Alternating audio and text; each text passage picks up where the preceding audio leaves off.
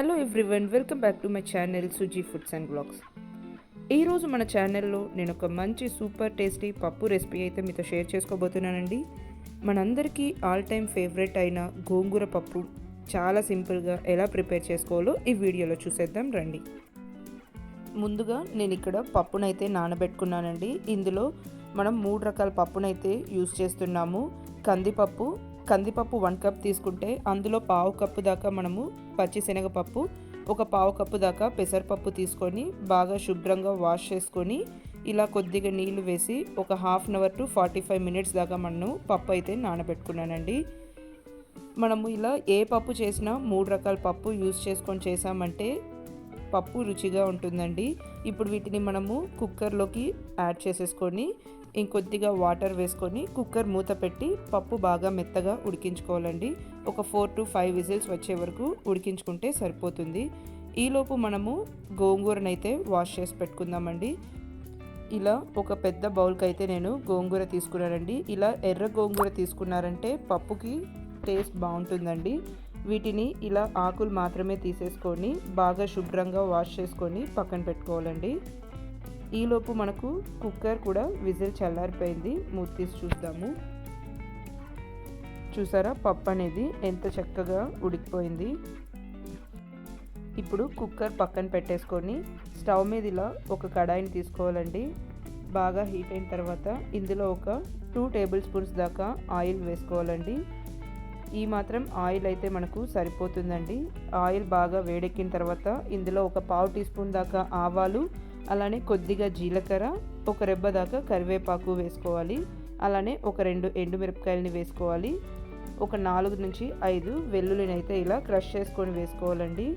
మనకు ఏ ఆకుకూర పప్పు చేసుకున్నా సరే అందులో వెల్లుల్లి యాడ్ చేసుకోవటం వల్ల టేస్ట్ అండ్ ఫ్లేవర్ అయితే చాలా బాగుంటుందండి. సో ఎక్కువ లైక్ చేసే వాళ్ళైతే ఇంకా ఎక్కువ కూడా యాడ్ చేసుకోవచ్చు. ఇవి ఇలా ఫ్రై అవుతున్నప్పుడు ఇందులో ఒక 2 నుంచి 3 పచ్చిమిరపకాయలని కట్ చేసుకొని వేసుకోవాలి. అలానే ఒక పెద్ద కప్కి ఉల్లిపాయలను అయితే ఇలా పెద్ద ముక్కలుగా కట్ చేసుకొని వేసుకోవాలండి. ఇందులోనే కొద్దిగా ఇంగువ కూడా వేసుకోవాలి. ఇంగువ ఫ్లేవర్ చాలా బాగుంటుందండి, సో స్కిప్ చేయకండి. ఉల్లిపాయలు ఎక్కువ వేసుకుంటేనే బాగుంటుందండి పప్పులోకి అయితే. అలానే ఒక మీడియం సైజ్ టమాటోని పెద్ద ముక్కలుగా కట్ చేసుకొని వేసుకోండి. టమాటోస్ మరి ఎక్కువేం పట్టదండి, ఎందుకంటే మనకు గోంగూరలో ఆల్రెడీ పులుపు అయితే ఉంటుందండి. అందుకని ఒక్క టమాటో అయితే సరిపోతుంది. ఇప్పుడు వీటన్నింటినీ మనం ఇలా చక్కగా ఫ్రై చేసుకోవాలి. ఇవి కొంచెం ఫ్రై అయిన తర్వాత ఇందులో మనం ముందుగా వాష్ చేసి పెట్టుకున్న గోంగూరను అయితే యాడ్ చేసుకోవాలండి. గోంగూర మొత్తం యాడ్ చేసుకున్న తర్వాత ఒకసారి బాగా కలుపుకుంటూ బాగా ఫ్రై చేసుకోవాలండి. గోంగూర మొత్తం దగ్గర పడే వరకు మనము ఫ్రై చేసుకోవాలి.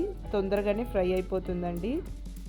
చూడటానికి ఇంత ఎక్కువ అనిపిస్తుంది కదండి గోంగూర అయితే, బట్ ఫ్రై అయిన తర్వాత చాలా కొంచెం అయిపోతుందండి. అందుకని ఈ మాత్రం తీసుకుంటేనే బాగుంటుంది. చూసారా, ఫ్రై అవుతున్న కొద్దీ ఎంత తక్కువ అయిపోయింది కదండి. ఇలా ఆకులో ఉన్న పచ్చివాసన పోయేదాకా మనము ఇలా ఫ్రై చేసుకోవాలండి. ఆకు మొత్తం దగ్గర పడాలి మనకు. ఈ గోంగూర పప్పు అయితే పుల్లగా కారంగా చాలా రుచిగా ఉంటుందండి. ఇందులోనే కొద్దిగా వాటర్ వేసుకొని ఒకసారి బాగా కలుపుకోవాలండి.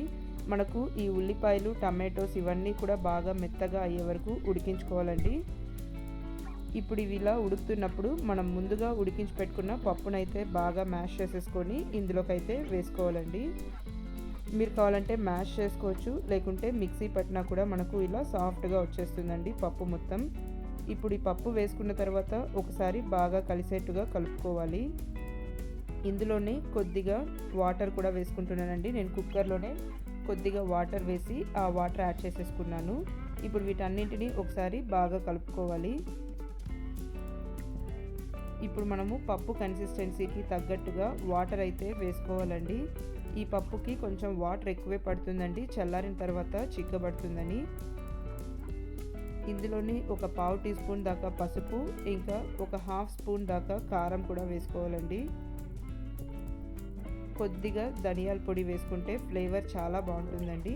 అలానే రుచికి సరిపడిన ఉప్పు కూడా వేసుకొని ఒకసారి బాగా కలుపుకోవాలి. ఇందులో ఈ పులుపుకి తగ్గట్టుగా మనము కారం వేసుకుంటేనే బాగుంటుందండి.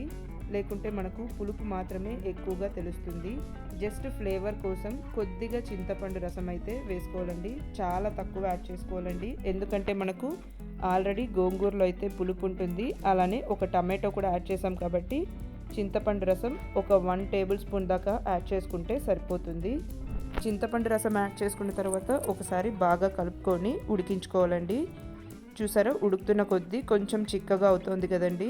పప్పు మరీ గట్టిగా ఉంటే బాగుండదండి, అలానే మరీ నీళ్ళుగా ఉంటే కూడా బాగుండదు. మీడియం కన్సిస్టెన్సీలో అయితే ఉండాలి. మాకైతే ఈ గోంగూర పప్పు చాలా ఇష్టం అండి. మీలో ఎంతమందికి గోంగూర పప్పు అంటే ఇష్టం అనేది కామెంట్ బాక్స్లో అయితే నాతో షేర్ చేసుకోండి. ఇప్పుడు పప్పు మొత్తం ఇలా బాగా ఉడకాలండి. ఉడికిన తర్వాత మనకు ఈ కన్సిస్టెన్సీలో అయితే ఉండాలి. చల్లారిన తర్వాత కూడా మనకు కరెక్ట్గా సరిపోతుందండి. ఈ పప్పు అయితే మనకు ఇలా వేడివేడి అన్నంలోకి కొద్దిగా నెయ్యి వేసుకొని కలుపుకొని తిన్నారంటే చాలా రుచిగా ఉంటుందండి. ఈ గోంగూర పప్పుకి మాత్రం మనము నెయ్యి వేసుకొని కలుపుకుంటేనే రుచి బాగుంటుందండి, లేకుంటే పులుపు ఎక్కువగా అనిపిస్తుంది. ఇలా 3 రకాల పప్పులు యూస్ చేసి చేయటం వల్ల పప్పు టేస్ట్ అయితే చాలా బాగా కుదురుతుందండి. సో ఇలా ఈ స్టైల్లో అయితే గోంగూర పప్పు ఒకసారి ట్రై చేయండి, చాలా బాగా కుదురుతుంది. అలానే చపాతీకి సైడ్ డిష్గా కూడా చాలా బాగుంటుందండి. నేనైతే ఇక్కడ 2 టైమ్స్కి చేసుకున్నానండి. మధ్యాహ్నం లంచ్లోకి ఇంకా నైట్ డిన్నర్లోకి చపాతీ సైడ్ డిష్గా చేసుకున్నాను. చాలా బాగుంటుంది. సో తప్పకుండా మీరు కూడా ఈ సింపుల్ అండ్ టేస్టీ గోంగూర పప్పునైతే ట్రై చేయండి, చాలా మంచిదండి. ట్రై చేసి మీకెలా వచ్చిందనేది కామెంట్ బాక్స్లో అయితే మీ ఫీడ్బ్యాక్ని నాతో షేర్ చేసుకోండి. వీడియో నచ్చినట్లయితే లైక్ చేయండి, మీ ఫ్రెండ్స్ అండ్ ఫ్యామిలీతో కూడా షేర్ చేసుకొని ఛానల్ అయితే సబ్స్క్రైబ్ చేసుకోండి. Thank you for watching.